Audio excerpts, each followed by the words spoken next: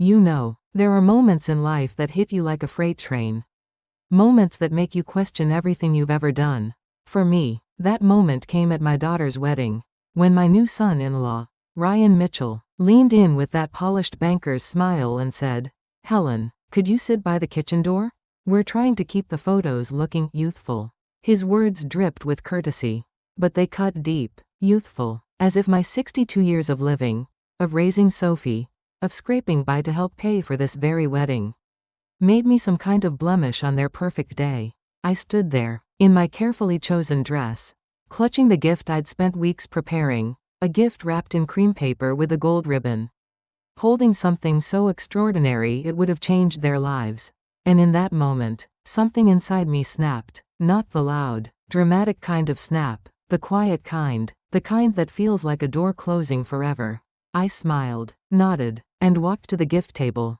I picked up that box, my hands steady despite the ache in my chest, and I walked out of that banquet hall without looking back. By the time they realized what was in that box, or rather, what wasn't anymore, their calls started lighting up my phone at 2 a.m. and haven't stopped since. If you're listening to this, hit that subscribe button and let me know where you're tuning in from. I'm Helen Carter, and before you think I'm just some bitter mother-in-law, let me take you back to how we got here. This isn't about one cruel comment or a bruised ego. This is about 34 years of pouring my heart into raising a daughter who somehow learned it was okay to let her mother be pushed aside, like an old piece of furniture that doesn't match the decor. Let me take you back a bit, so you can understand why that moment at the wedding felt like the end of a very long road. I'm Helen Carter, 62 years old, a retired elementary school teacher from a small town in Oregon. For 34 years, my world revolved around my daughter, Sophie. She's my only child, the light of my life. Even when things got tough. And they did get tough. Especially after my husband, Tom, passed away 6 years ago. Cancer took him fast, and it left me with a small pension and a whole lot of quiet evenings in a one-bedroom apartment. Teaching third graders for nearly 4 decades taught me how to stretch $1. I'd clip coupons, buy day-old bread, and walk to the grocery store to save on gas. But when Sophie got engaged to Ryan Mitchell, a slick banker with big dreams and an even bigger ego, I didn't hesitate to help.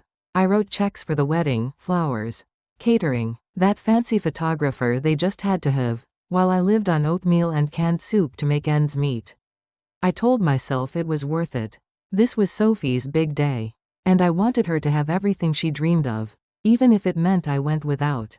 Sophie's always been creative, you know. She's 34 now, a designer who makes beautiful homes look even better.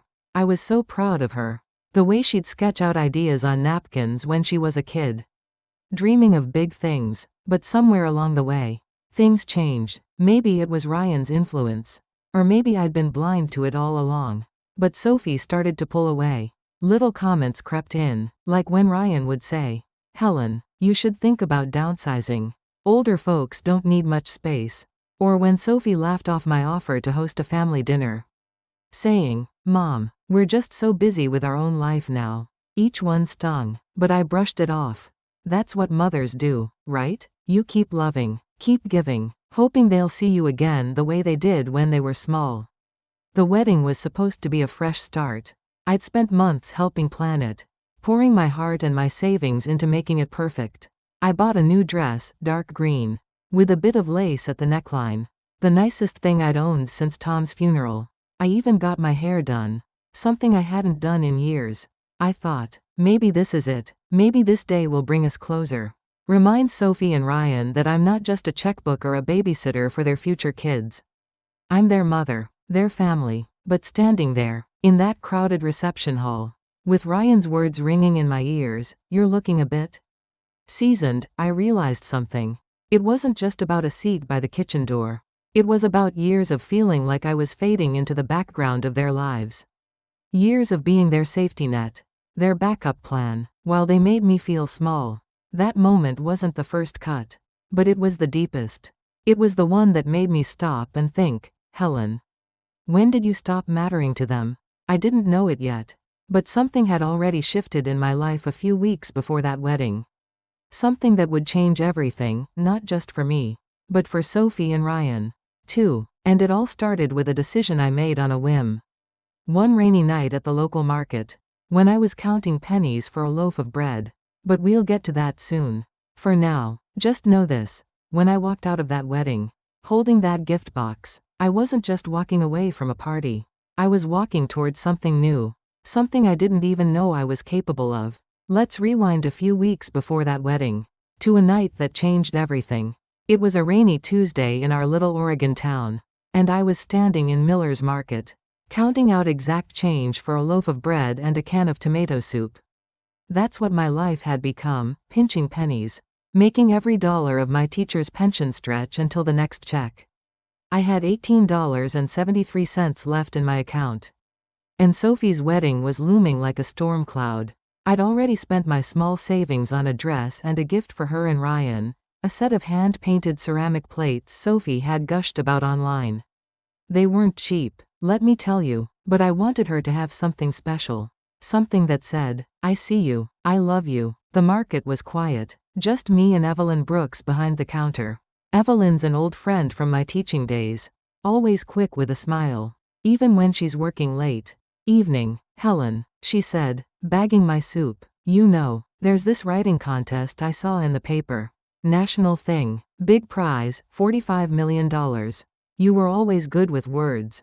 Ever think about entering? I laughed. Me? Writing? I hadn't written anything since lesson plans. Unless you count grocery lists. But Evelyn pushed a flyer across the counter. Just a thought, she said. They're looking for memoirs. Real stories. You've got plenty of those. I don't know what made me take that flyer home. Maybe it was the way Sophie had brushed me off at our last dinner. When I offered to help with the wedding favors and she said, Mom, we've got professionals for that. Or maybe it was Ryan's offhand comment about how retirees should stick to simple hobbies. Maybe I was just tired of feeling invisible. So, that night, in my tiny apartment, with rain tapping the windows, I sat at my wobbly kitchen table and started writing. I wrote about my years teaching third graders. The kids who'd hug you so tight you'd forget your worries. I wrote about raising Sophie alone after Tom died. The late nights helping with her art projects. The dreams I set aside to make hers come true. I poured my heart onto those pages. Every hope, every hurt. When I mailed it off, I figured it was a long shot. A pipe dream, but it felt good to tell my story. Even if no one ever read it. 3 weeks later, I got a call from a number I didn't recognize. Helen Carter? This is Laura Bennett from the National Memoir Foundation. My heart stopped. Laura's voice was calm, professional, like she was used to delivering life-changing news. Your entry. Lessons from a chalkboard life. 1 first place. After taxes, you'll receive $28 million. $28 million. I sat there, staring at my chipped teacup, waiting for her to say it was a mistake. But it wasn't. I'd won. Me, Helen Carter, the woman who walked everywhere to save gas money, had just become a multimillionaire. I didn't tell Sophie or Ryan. Not a word. Something in me wanted to keep this secret close. Like a treasure I wasn't ready to share. Instead, I went to the foundation's office in Portland, a plain building with flickering fluorescent lights. Nothing like the grand place you'd imagine for a $45 million prize. Laura Bennett walked me through the paperwork, her glasses slipping down her nose as she explained direct deposits and tax forms. You'll want a financial advisor. Helen, she said, this kind of money changes things. I nodded, but my mind was already racing. I wasn't thinking about stocks or investments. I was thinking about freedom. About a life where I didn't have to count pennies for soup. My first stop was a bank, where I set up accounts and moved money around. My second stop was a real estate office, where I met Thomas Reed, a kind man with a clipboard and a knack for finding dream homes. I'd seen a for sale sign by Lakeview Drive during one of my walks, a stunning house right on the lake, with a wraparound porch and windows that caught the sunrise. That's a $3 million property. Helen, Thomas said, raising an eyebrow. It's been on the market a while, most folks need financing. I smiled. I'll pay cash. His jaw dropped, but he didn't ask questions. We toured the house that afternoon, hardwood floors, a fireplace big enough to warm your soul, and a view of the lake that made my heart ache with possibility. I bought it on the spot. But the biggest plan was the wedding gift. I'd decided to give Sophie and Ryan something extraordinary, the deed to that lake house. Plus a cashier's check for $2.5 million. It was everything they'd ever dreamed of, a home to start their life. Money to chase their ambitions. I spent nights imagining their faces when they opened that box. Picturing Sophie's tears of joy. Ryan's stunned gratitude. Maybe, just maybe, they'd see me differently, not as the frumpy mom who couldn't keep up, but as the woman who'd given them everything. I wrapped the deed and the check in cream paper with a gold ribbon, tying it with all my hopes for a new chapter with my daughter. Looking back, I wonder how I could have been so naive. I'd spent years teaching kids about fairness, about kindness, but I hadn't taught myself to expect it in return. That gift was my last big gesture. My final try to hold onto a family that was slipping away. But as I stood in that reception hall, with Ryan's words ringing in my ears, I realized something. Some lessons you don't learn until they break your heart. The morning of Sophie's wedding, I woke up with a flutter in my chest. The kind I hadn't felt since I walked into my first classroom 30 years ago. Today was the day, I thought. The day I'd hand over that gift, the deed to the lake house, the $2.5 million check, and watch my daughter's face light up. I'd spent weeks imagining it, Sophie's eyes wide with shock, Ryan stumbling over words of gratitude, maybe even a tearful hug where they'd finally see me. Really see me, not just as mom, but as someone who'd given them everything. I'd even let myself hope for an apology. For all the times they'd made me feel small. Silly, I know, but hope does that to you. I'd splurged on everything for that day. A new dress, dark green, with delicate lace at the neck. The kind of thing that made me feel like I was still part of the world. I got my hair done at the salon. Something I hadn't done since Tom's funeral. I even paid for a taxi to the venue. A charming little banquet hall by the river. So I wouldn't show up windblown or smelling like the town bus. As I walked into St. Paul's Church for the ceremony, I felt good, proud. Sophie looked radiant in her gown, all lace and dreams, and Ryan stood tall in his tux, flashing that banker's smile that could charm a room. Watching them say their vows, I felt that old swell of love, the kind that makes you forgive almost anything. The reception was like something out of a magazine. White roses everywhere, soft jazz from a live band, waiters gliding around with trays of champagne. I found my seat at table 9, tucked near the back with Sophie's great-uncle and a couple of distant cousins I barely knew. Evelyn Brooks, my old friend from the market, was at the next table over. "Helen, you look stunning," she said, her eyes kind. I smiled, smoothing my dress, feeling like maybe I belonged here after all. The gift table was across the room, piled high with boxes and bags. And there was mine, wrapped in cream paper with that gold ribbon, sitting like a promise of better days. I kept glancing at it, my heart racing, waiting for the moment they'd open it and everything would change. Dinner came and went, toasts were made, and I watched Sophie and Ryan dance, their faces glowing under the chandeliers. I was happy for them, truly. But then Ryan approached my table. His tie loosened, that smile still plastered on his face. "Helen," he said, leaning down, his voice smooth as ever. "Could you do us a quick favor? The photographer's setting up for family photos by the entrance, and we're trying to keep things looking youthful. Could you sit by the kitchen door instead? You know, just for the pictures." The words hit me like a slap, cold and sharp. Around the table, forks stopped moving. Evelyn's eyes widened, her glass frozen halfway to her lips.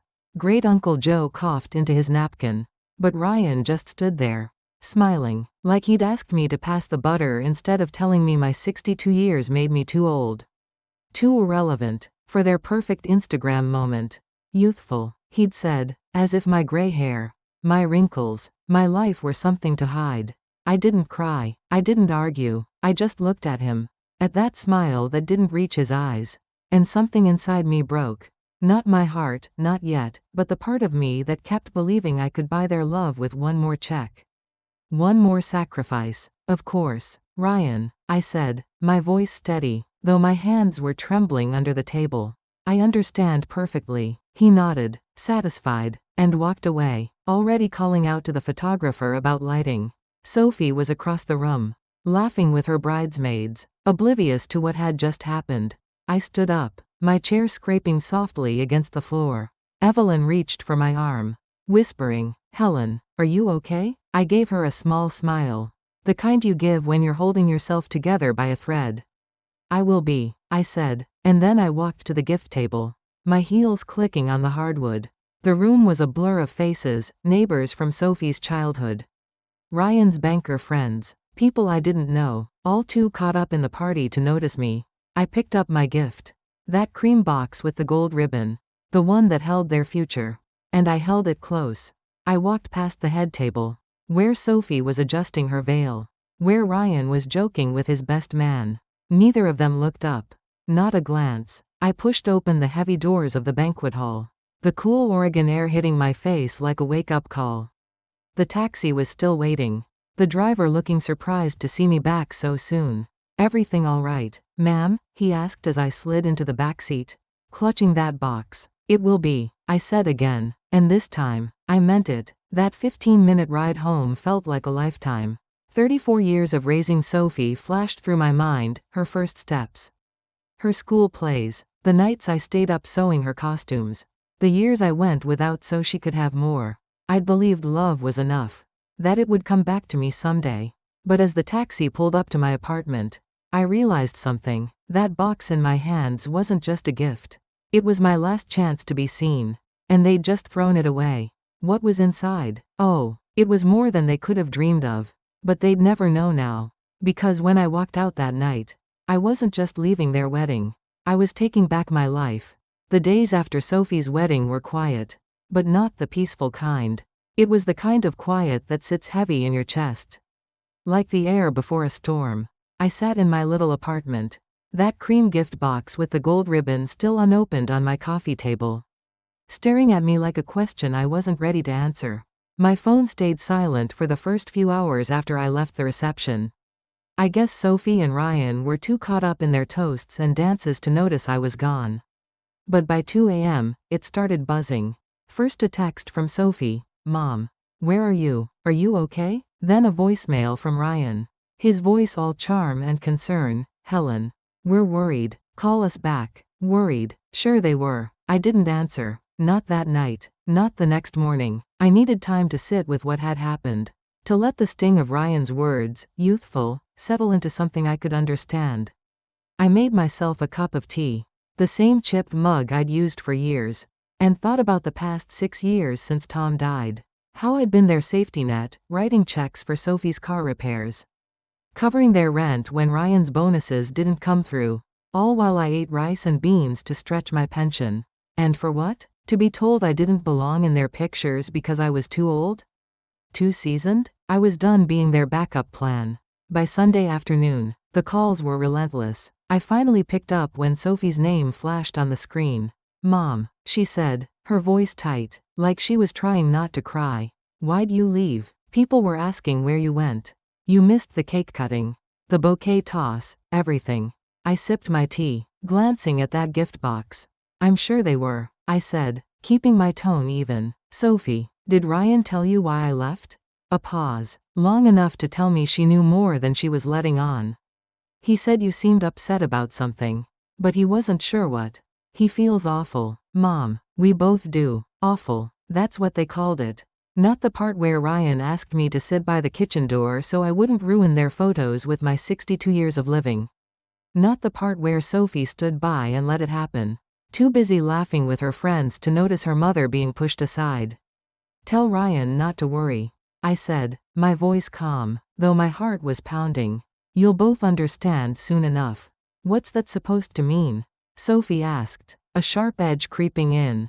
"It means enjoy your honeymoon. Sweetheart, congratulations." I hung up before she could say more.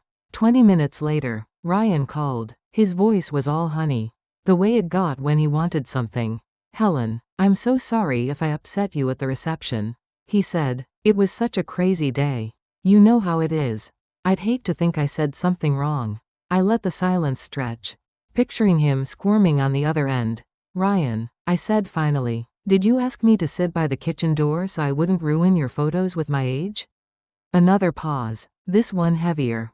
Well, it wasn't like that," he stammered. "The photographer was talking about composition.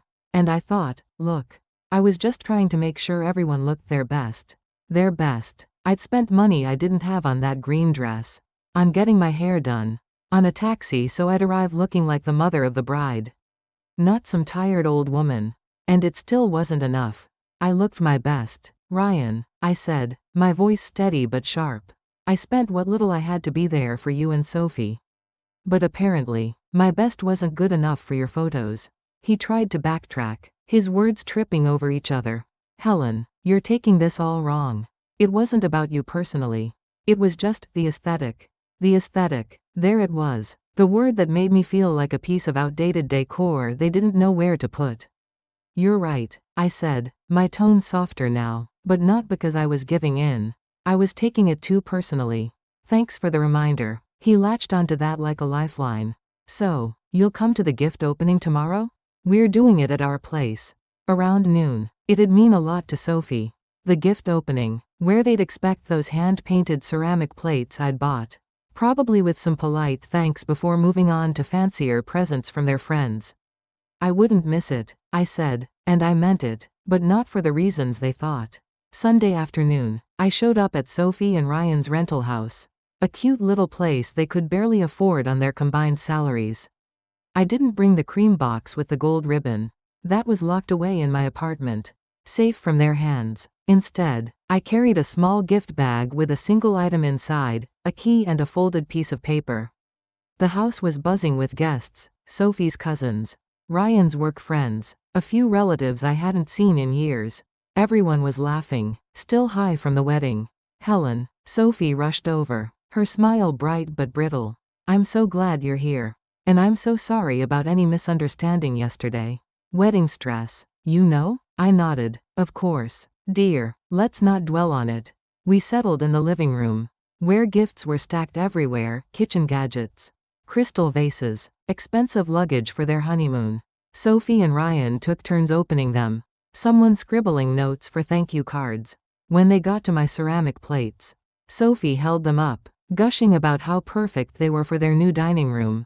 Thanks, Mom, she said, and Ryan nodded, his smile practiced, really thoughtful. Helen, thoughtful. Those plates had cost me 3 weeks of groceries. But they didn't know that. Or care. Actually, I said, standing up, my voice cutting through the chatter. I have one more gift for you. I handed over the small gift bag. Sophie looked surprised. 2 gifts from me was unheard of. Given my budget, Ryan opened it, pulling out a single key on a leather keychain and a folded piece of paper. He frowned. What's this, Helen? I cleared my throat, feeling every eye in the room on me. It's the key to my new apartment. The address is on the paper.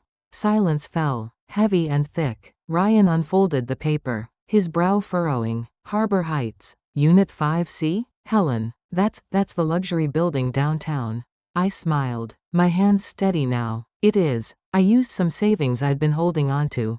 I decided it was time to think about my own future. Sophie's smile faltered, her eyes darting to Ryan. That's amazing, Mom, she said, but her voice was tight. But why give us the key? Because I'd love for you to visit sometime. I said, it's a 2-bedroom place. Lake views, modern kitchen. I move in next week. The room stayed quiet, but I could see the gears turning in Ryan's head. In Sophie's too. They weren't thinking about visiting.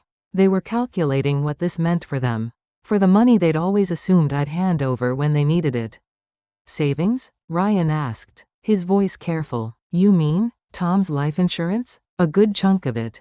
I said, letting the lie hang there. It wasn't insurance money, of course, but they didn't need to know that. Not yet. Sophie's cousin broke the silence, clapping her hands. Good for you, Helen. That sounds incredible. But Sophie and Ryan weren't smiling. Their eyes locked, and I knew that look. It was the same one they'd given me every time they needed a loan. A favor, a piece of me, except now, they were realizing their safety net was gone. And the real gift, the one still locked in my apartment, was never going to be theirs. A week after the gift opening, I stood on the porch of my new lake house, watching the water ripple under the Oregon sunrise. The air smelled of pine and possibility. And for the first time in years, I felt like I was exactly where I belonged. That cream box with the gold ribbon was still locked away in my apartment. Its contents, the deed to this very house and a $2.5 million check, untouched. Sophie and Ryan thought they'd gotten their gift with those ceramic plates. They had no idea what they'd lost. But they were starting to suspect something was up. Their calls had turned from confused to desperate. And I knew it was only a matter of time before the truth came out. Moving day was a revelation. The lake house was everything I'd dreamed of, big windows framing the water. A porch where I could sip coffee and watch the world wake up. I'd bought a sensible Honda. Nothing flashy. And furnished the place with pieces I'd always wanted but never thought I could afford. My old life, the one with chipped mugs and day-old bread, felt like it belonged to someone else. But Sophie and Ryan weren't done with me. They showed up at my downtown apartment. The one I'd let them think was my new home.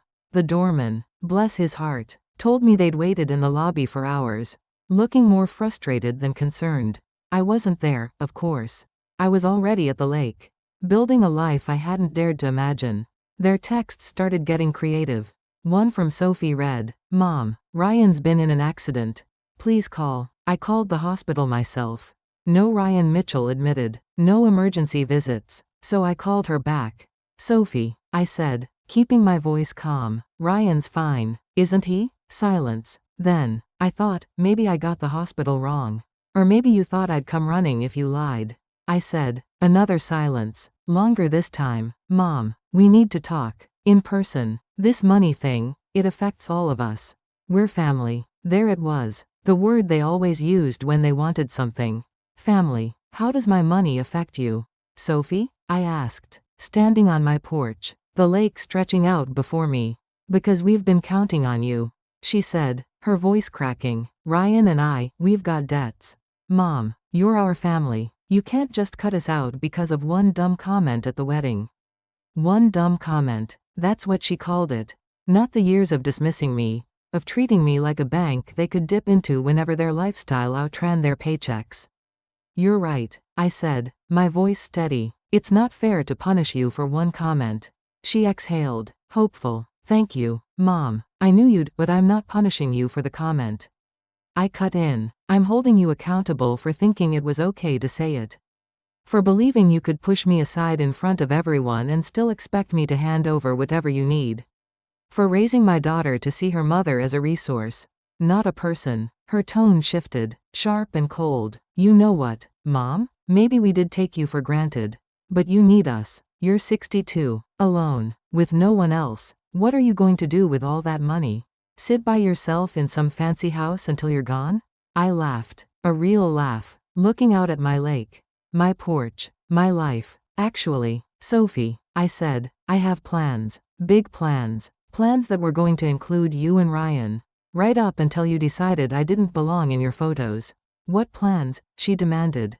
I smiled. "The kind that would have made you very happy. But you'll never know now. Will you?" I hung up, turned off my phone, and let the quiet of the lake wash over me. The final call came a month later.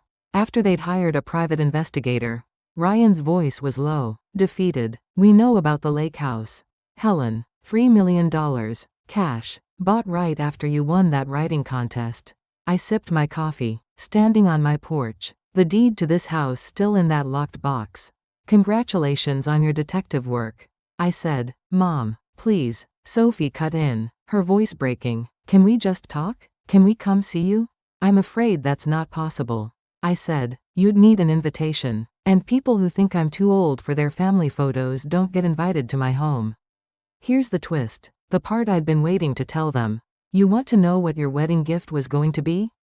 I asked. Silence. Inside that cream box with the gold ribbon was the deed to this lake house and a check for $2.5 million. "I was going to give you everything, your dream home. Your financial freedom. I spent weeks picturing your faces. Imagining you'd finally see me as more than a burden. But you made your choice. And so did I." Sophie's sob broke through the line. "Mom, no. We can fix this. You can't fix a choice." "Sophie," I said, "you chose to let Ryan humiliate me. You chose to stand by while I was pushed aside. So I'm choosing to keep this house. This money. And my dignity. But that's not the end. I'm writing a book now. A memoir about what it's like to be a mother who gave everything. only to learn her family saw her as a means to an end. It's already getting attention, and the truth about Sophie and Ryan is out there for the world to see. I'm also using my winnings to build a community center for seniors. A place where people like me can learn to protect their finances, set boundaries, and live with purpose. Because here's what I've learned: love doesn't mean giving until you're empty. It means knowing your worth and demanding respect, even from the people you love most. So, what's the lesson in all this? It's not about revenge, though I'll admit it feels good to take back what's mine. It's about realizing that your value isn't tied to what you can give others. At 62, I'm not done living, I'm just starting. I'm out here on my lake house porch, watching the water, writing my story, and building a life that's mine. If Sophie and Ryan ever want a real relationship, one based on love instead of money, they know where to find me. Until then, I'm living my best life, and I'm not apologizing for it. Thanks for listening. If this story hit home, share yours in the comments. Your voice matters, and don't forget to subscribe. We've got more stories to tell.